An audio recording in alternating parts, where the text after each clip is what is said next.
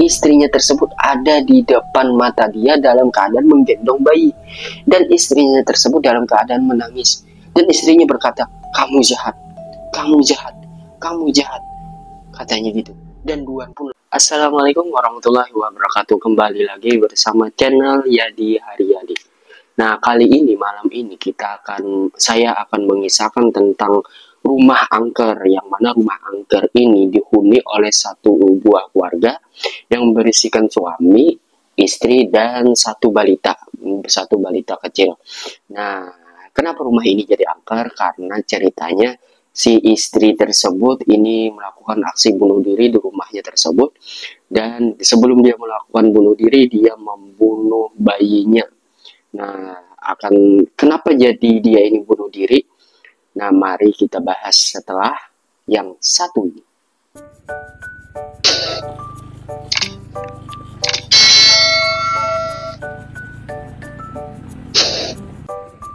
Jadi kisah awalnya ini pada tahun 1991, ada sepasang kekasih yang baru menikah, dan mereka ini diberi hadiah berupa rumah oleh si orang tua si suaminya tersebut. Nah, si suaminya ini bernama Duan, sedangkan si istrinya ini bernama Tari.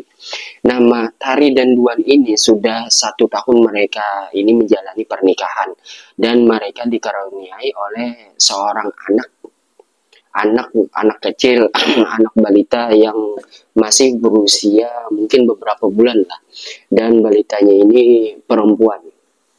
Nah, jadi pada saat itu kisah awalnya ini, si Duan dan Tari ini menjalani asmaranya di awal-awal pernikahan mereka. Mereka menjalani bulan madu di rumah tersebut, menjalani hal-hal yang indah di rumah tersebut, dan menjalani momen-momen yang sangat menyenangkan bagi mereka.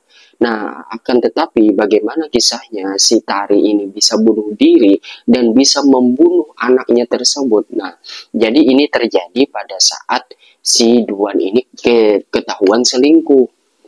Nah, akan tetapi kisah awalnya ini, si Duan ini memang dia bekerja di salah satu kelurahan yang ada di kampungnya tersebut. Nah, pada saat dia bekerja di satu kelurahan, ternyata ada wanita cantik atau PNS yang baru masuk di kelurahan tersebut. Nah, yang wanitanya ini bernama Salsa. Nah, memang terkenal cantik pada saat itu, karena si Salsa ini dia ditugaskan dari kota Kalimantan pada saat itu.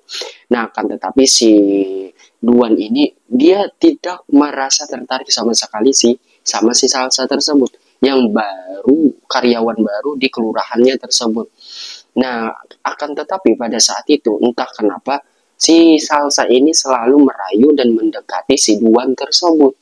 Akan tetapi si Duan ini selalu bilang kepada si Salsa bahwasanya dia sudah menikah dan dia sudah dikaruniai seorang putri kecil atau balita. Nah, akan tetapi si Salsa ini tidak menghiraukan daripada pemberitahuan yang diberitahu oleh si Duan tersebut. Karena Duan ini memang terkenal dia itu masih gagah. Dan dia ini menikah pada umur 20 tahun, sedangkan istrinya ini berumur 18 tahun. Nah, jadi si Duan ini memang di kampungnya itu memang terkenal pria yang gagah dan tampan. Bahkan banyak cewek-cewek yang naksir sama dia, kembang desa banyak yang naksir sama dia, tapi karena orang tuanya menjodohkan dia dengan si dengan si Tari, akhirnya mereka menikah. Dan Duan pun memang suka dengan Tari semenjak dia kecil, semenjak si Duan ini mengaji dengan Tari di satu guru yang sama. Nah, pada saat itu awalnya si Salsa ini melihat si Duan tersebut, merasa si Duan ini pria yang gagah, pria yang terhormat, dan si Duan ini memang kalau berbicara dia itu memang dalam keadaan dingin, tidak seperti latah gitu, enggak. Si Duan ini memang pria yang dingin, hingga membuat si Salsa ini membuat penasaran bagaimana sih sikap yang aslinya si Duan ini. Nah, pada saat itu si Salsa ini mulai setiap dia masuk pagi, setiap dia memasuki di kelurahan tersebut atau bekerja, nah dia selalu membawakan makanan-makanan untuk si Duan tersebut. Nah, akan tetapi Duan selalu menolak makanan-makanan yang diberikan oleh si Salsa, karena si Duan selalu membawa bekal yang dibawa oleh istrinya. Nah, pada saat itu si Salsa merasa sakit hati kepada si Duan. Hingga akhirnya si Salsa pun langsung mendatangi dukun sekitar sekitar kampung tersebut. Nah, si Salsa tersebut membayar dukun tersebut untuk bisa memelet, nah, mempelet si Duan untuk suka dengan dirinya, yaitu si Salsa. Nah, dengan cara kotor tersebut, hingga akhirnya berlangsung selama 2 minggu, ternyata Duan mulai melirik dan tertarik dengan si Salsa. Hingga akhirnya mulailah mereka itu mulai senyum-senyuman, mulai tatap-tatapan, dan mulailah si Duan ini menerima setiap bekal yang dibawa oleh si Salsa. Nah, jadi si Duan ini selalu memakan bekal-bekal yang dibawa oleh si Salsa. Dan dia ini selalu memberikan bekal yang dari istrinya ini kepada teman kerjanya yang lain. Nah, hingga pada akhirnya si Duan ini merasa ada hati dengan si Salsa. Hingga akhirnya mereka ini mulailah mereka bertelepon, SMS mereka pada saat itu tanpa sepengetahuan si Tari, yaitu istri daripada si Duan. Setelah 1 tahun mereka dekat, si Duan sama si Salsa ini akhirnya terjadilah hubungan terlarang antara mereka berdua, dan mereka ini melakukan hubungannya ini di dalam kelurahan tersebut, yaitu di belakang gudang kelurahan tersebut. Karena pada saat itu Salsa memang sangat terpesona dengan perawakan yang dibawa oleh si Duan, dengan tegaknya, tingginya, tampannya, hidungnya yang mancung juga, dan dinginnya si Duan ini yang membuat si Salsa ini pengen banget gitu menyentuh atau pengen banget berpelukan dengan si Duan tersebut. Hingga akhirnya di belakang gudang mereka bertemu dan terjadilah hal-hal yang tidak diinginkan. Mereka melakukan hubungan intim, dan setelah itu mereka melakukan hubungan intim, tersadarlah akhirnya si Duan ini dengan peletnya si Salsa tersebut. Hingga akhirnya si Duan lari dari gudang tersebut, dan setelah itu dia gemetar dalam keadaan menangis, dalam keadaan gemetar. Dan pada saat dia pulang, dia dalam keadaan kecewa. Di depan rumahnya dia masih termenung dan masih tidak percaya apa yang dia lakukan terhadap si Salsa tersebut, dan dia telah mengkhianati si Tari, yaitu istrinya. Nah, hingga akhirnya pada saat itu si Duan ini merasa kecewa dengan dirinya, bahwasanya dia ini tidak bisa menjadi laki-laki sejati yang baik, laki-laki yang menjaga marwah keluarganya, laki-laki yang menjaga kesetiaan kepada istrinya. Hingga pada saat itu dia memasuki rumah, dia menatap dengan kasih sayang si Tari tersebut, si istrinya tersebut. Dan ketika si Tari ini melihat Duan di belakang, tiba-tiba dia terkejut bahwasanya si Duan ini tiba-tiba ada aja nih datang suaminya tersebut. Nah, hingga pada saat itu si Tari dengan lemah lembutnya dia menanyakan, bagaimana keadaan hari ini? Apa kamu masih lapar? Kamu mau apa biar aku bikinin? Nah, hal sederhana yang ditanyakan oleh Tari itu membuat hati Duan ini merasa menyesal. Merasa dirinya ini bukan pria yang baik buat si Tari tersebut, karena si Duan ini merasa bahwasanya dirinya ini sudah berselingkuh dengan wanita lain sampai berhubungan intim. Nah, akan tetapi si Salsa ini berbeda jauh daripada si Duan. Dia merasa sangat senang dengan kepuasan yang diberikan oleh si Duan. Nah, malam harinya si Duan ini termenung di depan rumah. Nah, sambil ditemani suara-suara jangkrik, suara-suara burung. Dia termenung sambil merokok. Nah, dia termenung di depan rumah, dan dia langsung membawa dirinya itu ke dalam kesalahan terbesar dalam hidupnya. Karena memang si Duan ini terkenal dengan orang yang bertanggung jawab. Ayah Duan ini memang seorang bos di kampung tersebut, dan terkenal dia ini disiplin dan bertanggung jawab. Dan menurun ke anaknya, yaitu si Duan. Nah, hingga pada saat itu datanglah si Tari ini karena melihat suaminya ini termenung. Tari ini pun membujuk si Duan untuk bercerita ada apa dengan dia, apakah ada masalah di kantor kelurahan. Akan tetapi si Duan ini tidak menjawab dengan pertanyaan Tari. Si Duan ini menatap dengan kasih sayangnya kepada si Tari tersebut. Hingga akhirnya si Duan ini memeluk tiba-tiba si Tari dan menangis di pelukan Tari. Dan Duan ini berkata di pelukan Tari, maafkan aku. Aku belum menjadi suami yang baik bagi kamu. Nah, hingga membuat si Tari ini kebingungan. Kenapa suaminya ini tiba-tiba menangis? Karena pada awal menikah suaminya ini memang tidak pernah sama sekali menangis. Apalagi sampai tiba-tiba memeluk dan langsung minta maaf. Nah, hingga pada saat itu si Tari ini pun bertanya, kamu ada masalah apa? Biar kita cerita bareng-bareng, biar kita selesain bareng-bareng. Tidak, aku tidak ada cerita, kata si Duan. Tidak ada masalah. Aku cuma kecapean doang, kata si Duan gitu. Nah, lalu si Tari ini pun membujuk si Duan untuk ke kamar, untuk istirahat. Nah, walaupun si Duan ini dalam keadaan masih menangis. Hingga pada esok hari, si Duan pun bertemu lagi dengan si Salsa. Dan Duan membawa si Salsa ke tempat yang sunyi.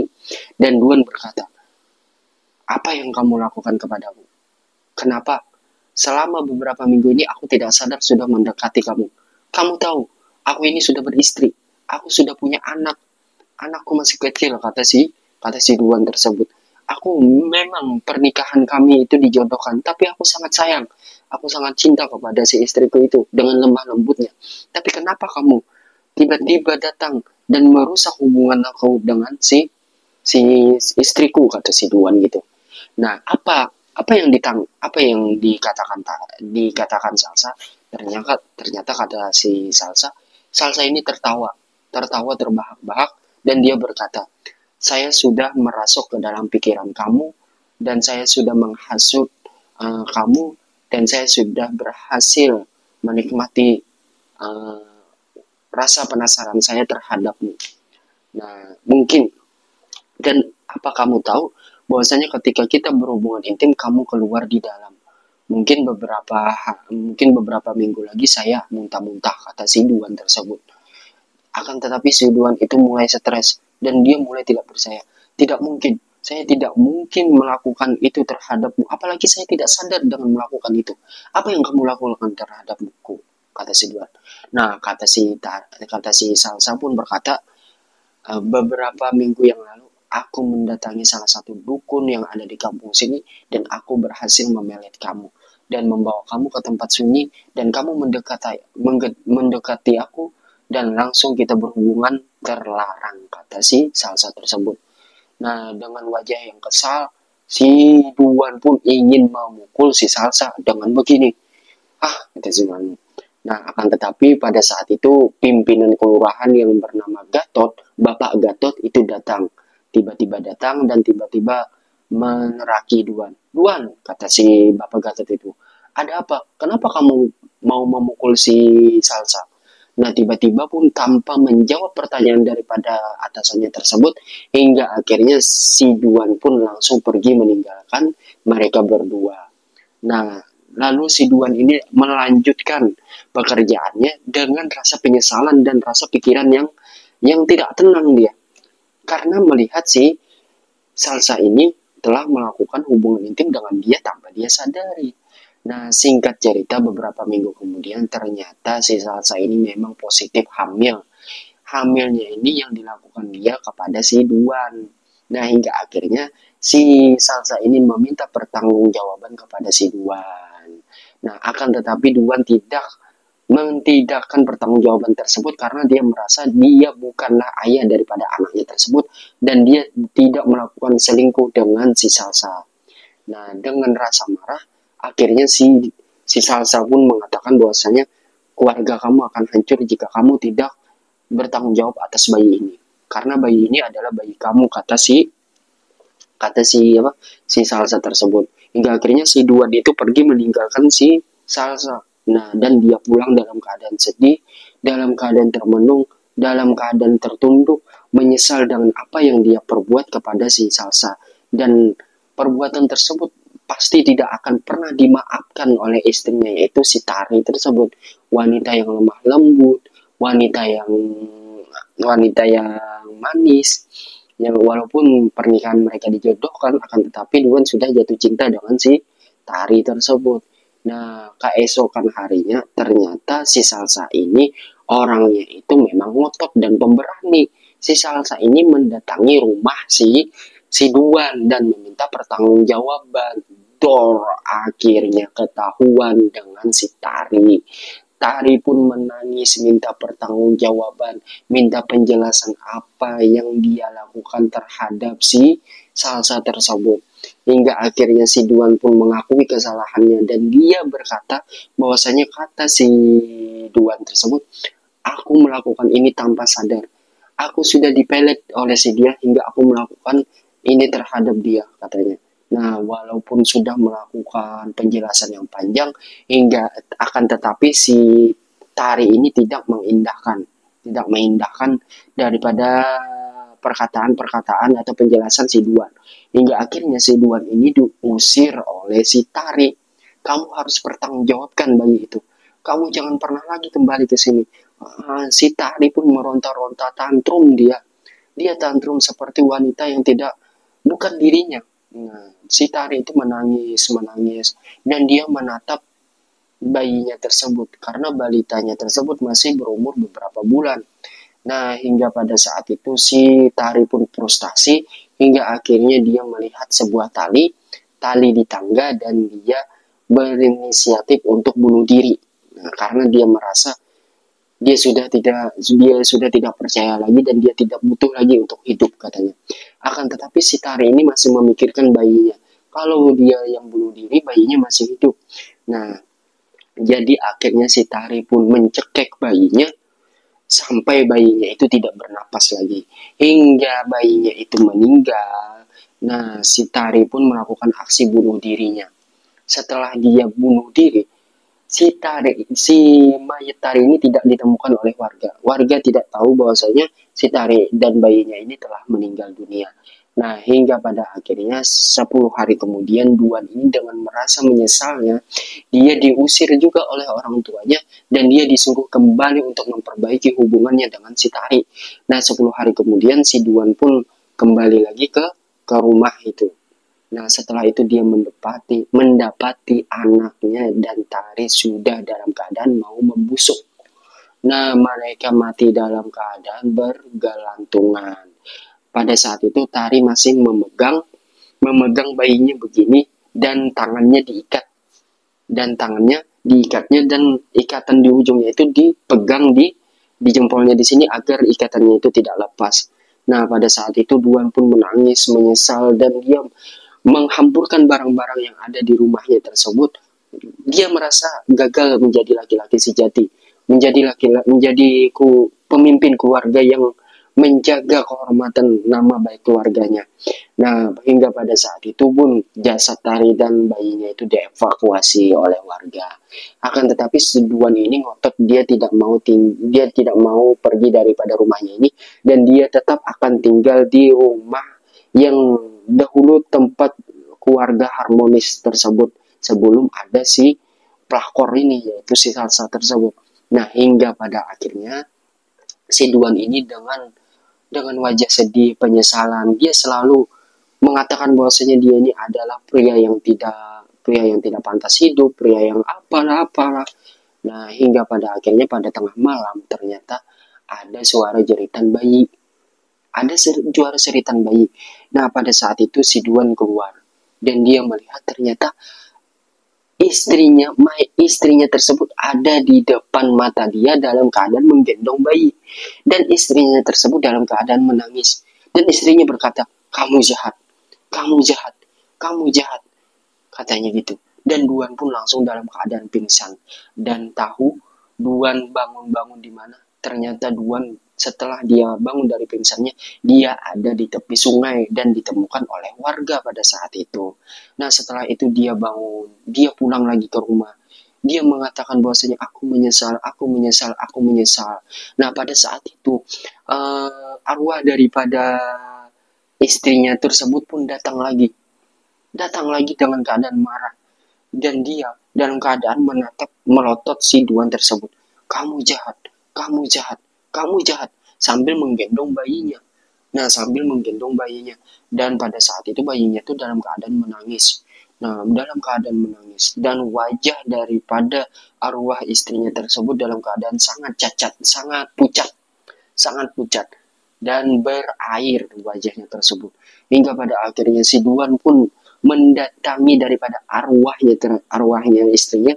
Dan dia langsung berlutut di kaki istrinya tersebut. Nah, dan dia menyentuh kaki istrinya tersebut, di arwah kaki istrinya tersebut dalam keadaan sangat dingin, sangat dingin. Dan Duan menangis sangat menyesalnya. Dia menangis, menangis sambil sambil mengatakan penyesalan dia terhadap perlakuan dia tentang perselingkuhan dia itu. Nah, singkat cerita pada saat itu akhirnya mayat arwah daripada istrinya tersebut tuh tiba-tiba menghilang. Nah, tiba-tiba menghilang dan tidak pernah kembali lagi. Hingga akhirnya si Duan ini masih merindukan sosok arwah daripada istrinya tersebut. Hingga akhirnya dia setiap tengah malam si Duan ini bangun dan dia keluar rumah untuk memanggil-manggil arwah istrinya tersebut. Akan tetapi arwah istrinya itu tidak ada.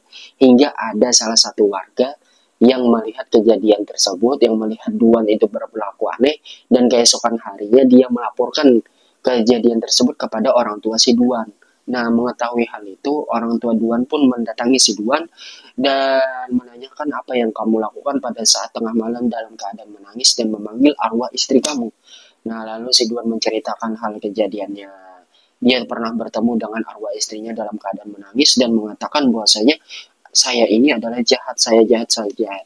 Nah, jadi pada saat itu diadakanlah tahlilan dan selamatan untuk menghadiahi istri daripada si Duan tersebut. Walaupun Duan dalam keadaan menangis, meronta-ronta, dia dalam keadaan penyesalan. Bahkan pada saat tahun 1993 dikatakan bahwasanya Duan itu masih belum menikah hingga akhir hayatnya dia belum menikah dengan rasa penyesalannya. Dia merasa bahwasanya dia tidak pantas untuk wanita manapun, bahkan dia tidak mampu untuk menjaga marwah kesejahteraan kemakmuran daripada keluarganya tersebut. Nah, ini cerita pada tahun 90-an yang pernah terjadi di Kalimantan. Semoga para suami-suami yang bekerja di luar lebih menjaga kehormatan istrinya, lebih menjaga daripada lawan jenisnya untuk menghindar daripada fitnah atau menghindar daripada hal-hal perselingkuhan. Karena kesetiaan itu lebih mahal daripada emas. Demikian cerita yang saya bagikan tersebut. Semoga cerita tersebut menjadikan edukasi buat kalian yang menonton untuk jangan pernah selingkuh dengan siapapun. Apalagi yang sudah punya keluarga ya. Nah, jangan. Terima kasih yang sudah menonton, yang sudah subscribe, like, dan komen. Jangan lupa untuk menunggu video-video horor misteri-misteri yang lainnya. Akan tetapi pada hari selanjutnya saya akan membahas tentang kasus seseorang yang telah membunuh dan memerkosa seorang gadis. Nah, bagaimana kisahnya? Besok saya upload. Nah, sekian, terima kasih. Assalamualaikum.